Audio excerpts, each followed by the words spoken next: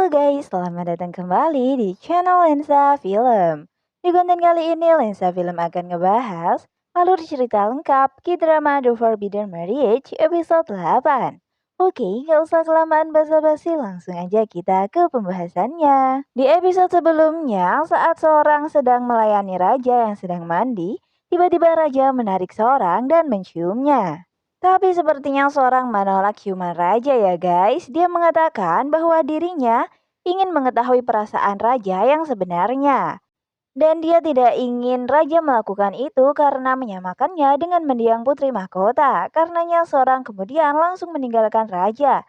Nah ternyata nih guys, sebelumnya seorang saat dipanggil oleh Ibu Suri meminta seorang untuk tidak jadi penghalang dalam pemilihan putri mahkota selanjutnya. Tapi seorang mengatakan bahwa dia akan menentukan tujuannya sendiri. Karenanya seorang terlihat murung nih guys, dan saat dia sedang meratapi nasibnya, tiba-tiba Lee Sin Won datang memberikan jaket kepadanya. Nah, di sini sepertinya Lee Sin Won ingin mengutarakan perasaannya kepada seorang. Tapi Lee Sin Won tetap berusaha untuk menahannya agar hubungan mereka tetap baik-baik saja. Keesokan harinya, Kapten Lee Sin Won mulai berusaha untuk menyelidiki siapakah penculikan gadis-gadis di perkotaan. Dia mendatangi sebuah toko perhiasan nih guys, dan saat menyelidikinya, dia sekalian membeli satu perhiasan berupa cincin yang akan ia berikan kepada seorang. Dan setelah mendapatkan bukti dari toko perhiasan, Lee Sin Wan bersama dengan pasukannya langsung mendatangi lokasi yang ternyata adalah rumah ibu tiri seorang. Setelah itu mereka semua segera menggeledah rumah ibu tiri seorang. Tapi anehnya mereka tidak menemukan satupun perhiasan sama sekali. Sampai di mana Chung Sok akhirnya menemukan barang bukti itu. Tapi sepertinya ibu tiri seorang berhasil mempengaruhinya dan menyuap dirinya agar tidak memberitahukan kejahatannya. Sementara itu di sisi lain, Raja Lihen terus-terusan kepikiran tentang seorang nih guys, karena perkataan seorang semalam. Raja Lihen menggila nih guys, dan terus-terusan teringat akan seorang.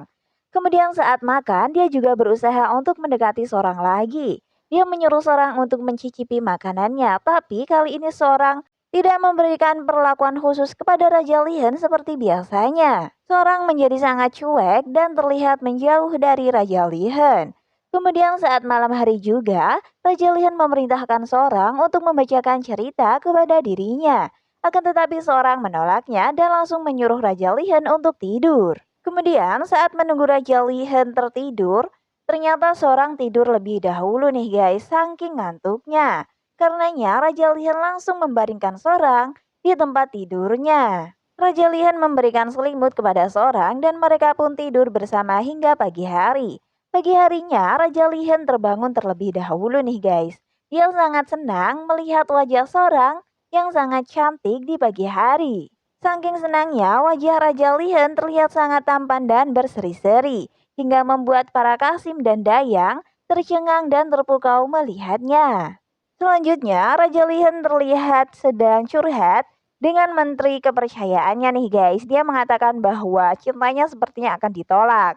Kemudian menteri itu menyarankan rencana yang sangat tersusun rapi agar seorang benar-benar tidak bisa menolak cinta Raja Lihen. Karenanya, saat Raja Lihen sedang berjalan-jalan, dia memanggil seorang. Kemudian dia mengatakan akan berlibur ke istana Aonyang untuk sementara waktu. Dan ia menyuruh seorang untuk ikut dengannya. Dengan berat hati, akhirnya seorang mau mengikuti perintah Raja Lihen. Setelah itu Sin berganti kepada ibu tiri seorang yang sedang berdiskusi dengan Perdana Menteri musuh Raja Lihen. Sepertinya mereka merencanakan untuk melakukan penyerangan kepada Lee Sin Won karena ada seseorang yang sudah berpihak kepada mereka. Di sisi lain ada Raja Lihen yang sedang berdiskusi mengenai rencananya untuk mengutarakan perasaannya kepada seorang besok di Istana Onyang. Tiba-tiba Kasim datang membawakan daftar nama Dayang yang akan pergi dari istana dan mengikuti kencan buta. Betapa terkejutnya Raja Lihen saat melihat ada nama seorang di dalamnya. Raja Lihen sangat marah dan langsung mendatangi tempat seorang. Ternyata di sana seorang sedang berkemas nih guys. Kemudian Raja Lihen langsung bertanya, mengapa seorang mengemasi barang-barangnya. Ternyata seorang mengemasi barangnya untuk persiapan ke istana Onyang besok. Kemudian Raja Lihen bertanya lagi, mengapa seorang ingin pergi keluar istana dan mengikuti kencan buta. Di situ seorang menjawab karena dia tidak ingin berada di istana. Awalnya Raja Lihan menghentikan seorang nih guys, akan tetapi seorang malah marah dan berkata, sampai kapan aku harus menunggu? Keesokan harinya akhirnya Raja Lihan berangkat ke istana Onyang. Di sana awalnya Raja Lihan ragu untuk menjalankan rencananya, mengungkapkan perasaannya kepada seorang karena keputusan seorang untuk meninggalkan istana. Bahkan semua persiapan pun dibatalkan. Akan tetapi Perdana Menteri kepercayaannya menyemangati Raja Lihen dan akhirnya Raja Lihen mau mencobanya lagi. Saat itu ternyata seorang sedang bersama dengan Kapten Lee Sin-won. Di sana Kapten Lee Sin-won mengatakan bahwa sebenarnya itu adalah penugasan terakhirnya karena sebentar lagi Kapten Lee Sin-won akan keluar dari posisinya dan pergi dari istana. Dia ingin fokus kepada penyelidikannya sendiri. Kemudian terlihat seorang sangat berterima kasih atas apa yang telah dilakukan Lee Sin-won kepada dirinya. Kemudian seorang memeluknya. Tak lama setelah itu, Raja Lihen datang menghampiri seorang. Di sana Raja Lihen ternyata mengungkapkan perasaannya. Awalnya Raja Lihen sangat kesusahan untuk mengutarakan perasaannya ya guys, tapi pada akhirnya Raja Lihen mengungkapkannya juga dan seorang pun menerimanya. Tak lama setelah itu Raja Lihen kemudian mengajak seorang ke taman yang telah disiapkan oleh Raja Lihen sebelumnya. Di sana Raja Lihen kembali menembak seorang lagi nih guys dengan bertanya apakah seorang mau jadi kekasih Raja Lihen. Dengan cepat seorang langsung menjawab bahwa dia menerima Raja Lihen. Tak lama setelah itu kembang api yang cukup meriah pun diledakkan. Kasim dan Kepala Dayang serta Menteri Kepercayaan Raja Lihen yang melihatnya ikut bahagia. Di sisi lain, Lee Sin-won yang sedang bersama dengan Chun Sok menyaksikan kembang api itu. Setelah itu Chun Sok bertanya kepada Lee Sin-won apakah Lee Sin-won benar-benar akan meninggalkan posisinya dan pergi meninggalkan istana. Karena sudah bulat, Lee Sin-won tetap akan melakukannya. Tapi tak lama setelah itu, ada seseorang yang menyerang mereka. Lee Sin-won tangannya terkena sebuah jarum beracun, sementara Chun Sok mengalami luka yang lebih parah. Ternyata ibu tiri seorang yang sebelumnya sempat menyuap Chun Sok ditolak mentah-mentah oleh Chun Sok karena Chun Sok menganggap Lee Sin-won adalah seorang pahlawan yang telah menyelamatkan hidupnya. Karena ternyata dia adalah seorang yatim piatu yang diangkat sebagai adik Lee Sin-won. Karenanya, Chun Sok memilih mengorbankan nyawanya untuk melindungi Lee Sin-won dan lebih memilih mempertaruhkan cintanya. Karena bahaya mendekati raja, akhirnya Chun Sok memerintahkan Lee Sin-won untuk segera memberitahu kediaman raja.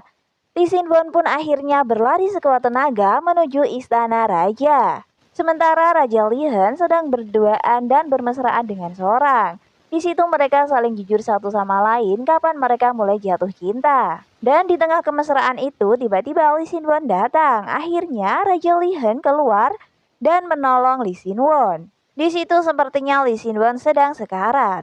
Kemudian dia berkata kepada Raja Lihen untuk menjaga seorang. Karena dirinya sudah tidak mampu lagi menjaga seorang. Keesokan harinya ada sebuah pemakaman nih guys. Tapi ternyata itu bukanlah pemakaman Lee Sin-won, melainkan pemakaman Chun Sok. Lee Sin-won ternyata masih selamat. Akan tetapi dia masih tetap akan pergi meninggalkan istana. Dan benar saja, tak lama setelah itu Lee Sin-won pergi meninggalkan barang-barangnya dan berpamitan dengan seorang. Ternyata nih guys, tangannya yang terkena jarum kemarin mengalami sebuah kelumpuhan sehingga dia tidak bisa berbuat apa-apa lagi. Dan untuk kelanjutan ceritanya kita tunggu aja episode berikutnya tayang bersama-sama Jumat depan ya guys, karena drama ini masih ongoing, kita tunggu aja bersama-sama. Makanya stay tune terus ke channel ini dengan tekan subscribe, like, dan beri masukan di kolom komentar. Dan yang terpenting jangan lupa tekan lonceng agar kalian tidak ketinggalan konten-konten terbaru dari channel ini. Terima kasih telah tonton video ini sampai habis. Mohon maaf bila masih banyak kekurangan dalam konten kali ini. Sampai jumpa di konten selanjutnya. Bye.